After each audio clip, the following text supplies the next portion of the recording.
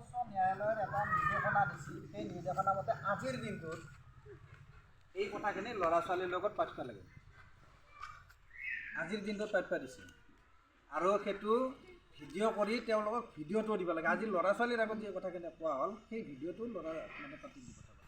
যিয়ে নহওক মই ভিডিঅ' কৰি সেই কথাখিনিও দি পঠাব লাগে, কিন্তু এইটো উঠিল এইটোতো পিছৰ কথা। মানে উচ্চতম ন্যায়ালয়ৰ নিৰ্দেশনাটো হ'ল আমাৰ মানুহবিলাকৰ মাজত এটা বেমাৰ হয়, যিটো বেমাৰ নিৰ্দিষ্ট সময়ত যদি চিকিৎসা কৰা নহয় একদম বিভৎস মৃত্যু, একদম বহুত দুখ লগা মৃত্যু, বহুত কনচিডাৰ নকৰে, একদম কোনো কনচিডাৰ নকৰে।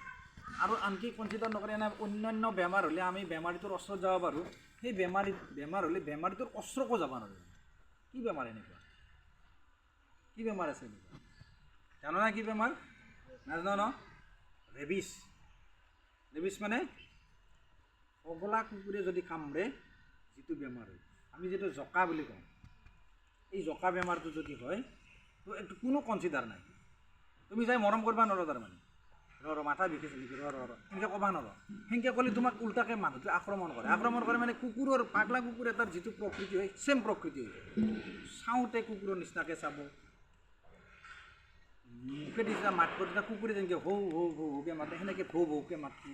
পানী দেখা পালে ভয় কৰিব, জুই দেখা পালে ভয় কৰিব, দাউৰিব খুজিব। কুকুৰবিলাক যেনেকুৱা একদম ছেম টু ছেম হৈ যায়। আৰু কুকুৰটোৱে কামোৰাৰ পৰা 14 দিনৰ ভিতৰত হয় বেমাৰটো। কুকুৰটো কামোৰাৰ পৰা 14 দিনৰ ভিতৰত বেমাৰটো হৈ যায়। আৰু যদি বেমাৰটো একবাৰ কিবাকৈ ৰেবিছ যদি হৈ যায় তো ৰেবিছ ভাল কৰিব নোৱাৰে, ট্ৰিটমেণ্ট নাই মানে। কিন্তু তাৰ পৰা ৰক্ষা পৰাৰ উপায় এটা আছে, প্ৰিভেনশ্যন, মানে প্ৰতিৰোধ কৰিব পাৰি। কেনেকৈ প্ৰতিৰোধ কৰিব পাৰি? ৰেবিছ ৰোগটো কেনেকৈ প্ৰতিৰোধ কৰিব পাৰি? প্ৰতিৰোধ কৰাৰ কাৰণে ছাত্ৰ ছাত্ৰীসকলৰ বিশেষ এটা মানে দৰকাৰী কাম এটা আছে।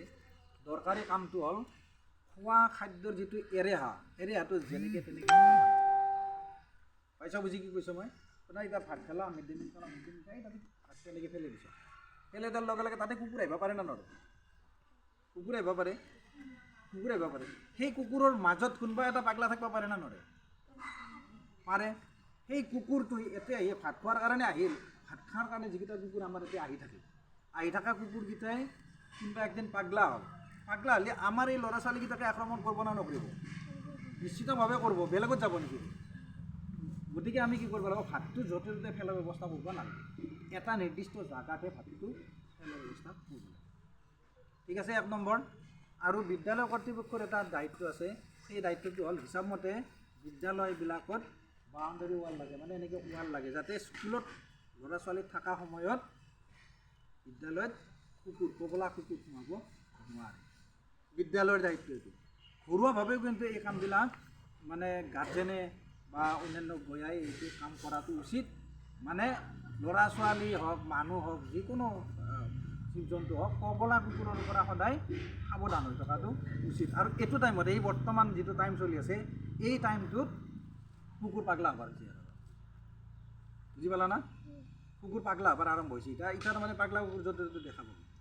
সেইকাৰণে বাটেদি চলা ফিৰা কৰাতে সদায় সাৱধান, মানে বেলেগ কাৰণত নাই। যদি কিবা কাৰণত যদি সেই ৰেবিছ বেমাৰটো হয় তো কোনো কনচিডাৰে নাই। ধৰা ভিডিঅ' দেখা পালে মানে আচৰিত হৈ যাব, এনেকুৱা বিভৎস হয়। মাক দেউতাকে মানে বেমাৰীটোৰ ওচৰত যাব নোৱাৰে, মাক দেউতাক কামোৰে। আৰু বেমাৰটো এনেকুৱা, তেওঁৰ ধৰা ৰেবিছ হৈছে, তেওঁৰ মাকে ওচৰত গেলি গেছি পটকৈ তাৰমানে খামচে দিছে না, মাকৰ গাটো হৈ যাব। এনেকুৱা কুকুৰৰ এই মুখে চুখে লেলাৱতীবিলাকত থাকে। গতিকে সাৱধান। আৰু যদি ক'ৰবাত পাগলা কুকুৰ দেখা পাইছ তো লগে লগে ডাঙৰ মানুহক জনাব লাগে। তাতে পাগলা কুকুৰ আহিছে, আৰু নিজে সাৱধান হ'ব লাগে, দূৰ থাকিব লাগে। তাৰপিছতে আৰু গাঁওবিলাক ওচৰত পাজৰত যাক মানুহ আছে চবকে এইটো জনাব দিছে। আমি টুনাৰ থ্ৰু দিয়ে জনাব লাগিব, বেলেগক কেনেকৈ জনাম? টুনাৰ থ্ৰু দিয়ে জনাব লাগিব। টুনাৰ গাৰ্জেনবিলাকক কৈ দিবা, যদি পাগলা কুকুৰ দেখা পোৱা যায় ক'ৰবাত, তেতিয়াহ'লে নিজে বোলে মই নিজে যাই পেলাই কোবাই মাৰিম, কৰিব দিব নালাগে। সেইটো চেয়াৰমেনক জনাব দিছে, নাইবা থানাত জনাব দিছে। যে পাগলা কুকুৰ এটা আছে, আমাৰ যে চেয়াৰমেন আছে অঞ্চলৰ VCDC পঞ্চায়ত চেয়াৰমেনক গেলে খবৰটো পঠাব লাগে, নাইবা থানাত খবৰটো দিব লাগে। তেতিয়া তেওঁলোকে তাৰ ব্যৱস্থা কৰিব। আৰু কিবা কাৰণত কোনোবাই এফেক্টেড হৈ গ'ল, ধৰা পাগলা কুকুৰ এটা আহি পেলাই কামড়াই দিলাক, ভালকৈ কামড়াব নালাগে, কিন্তু অলপমান কামড়ালাক, অলপমান এই নাও মানে চাল মাখি চাল গেছি বুলি ৰৈ থাকিব নালাগে, মাখি চালহে গেছি ৰৈ থাকিব নালাগে। একদম মাত্ৰ জিকা অংশ টাচ হ'ব লাগে, মাত্ৰ টাচ হ'লে ৰেবিছ বীজাণুটো আহি যায়। লগে লগে ডাক্তৰৰ পৰামৰ্শ ল'ব লাগে, লৈ ভালকৈ চিকিৎসা কৰিব লাগে। আৰু ভালকৈ চিকিৎসা কৰিব লাগে, চিকিৎসা কৰিব লাগে নহয়, ভালকৈ চিকিৎসা কৰিব লাগে। বোলে 10টা বেজি লিখছি তো 10টা বেজিয়ে ল'ব লাগে।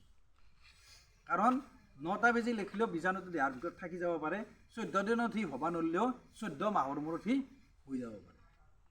একবাৰ যদি দেহাৰ ভিতৰত সোমাই যায় তাক ধ্বংস নকৰাকৈ কেতিয়াও এৰিব নালাগে।